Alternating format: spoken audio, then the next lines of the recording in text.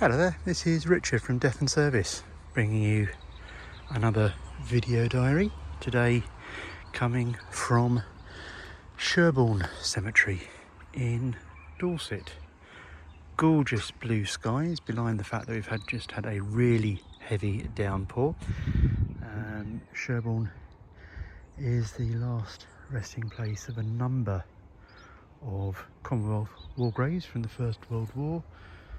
There are in fact a whole row of them just over there, but the grave I am focusing on today is a different one, hidden just in the corner of the cemetery near a fairly main road, so please ignore any background noise. But we are looking today under this gorgeous yew tree, and the grave we are focusing on belongs to one Staff Nurse Dorothy Stacey. Not often do we get a grave for a woman who was killed during the First World War, so I thought it was worthwhile pointing her out and exploring a bit of her life. Now, Dorothy was born in 1893 in the village of Charlton Hawthorne in Somerset. She was the oldest child to Alfred and Mary Stacey. Alfred and Mary were farmers, and their role and their status brought them the finances to educate their children. Dorothy was sent here to Sherborne, where she was taught at the school belonging to the convent of St Anthony. Alfred and Mary seemed to be good at what they did and appear to have been headhunted,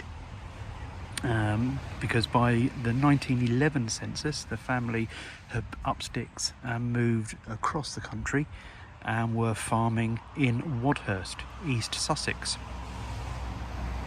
This is where the family stayed until war broke out, and Dorothy felt she had to play her part. She enlisted in the Queen Alexandra Imperial Military Nursing Service,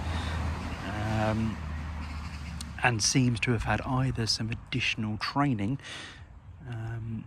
because she needed to become a nurse, so she was trained up to be a nurse, but the Queen Alexandra's nursing service insisted that their staff came from good families, so obviously Alfred and Mary were classed as a good family. Nurse Stacey would be based at Wargret Camp in Wareham in Dorset, and serving as a nurse, she came into contact with various diseases and illnesses, and sadly she was not to be immune from contracting them.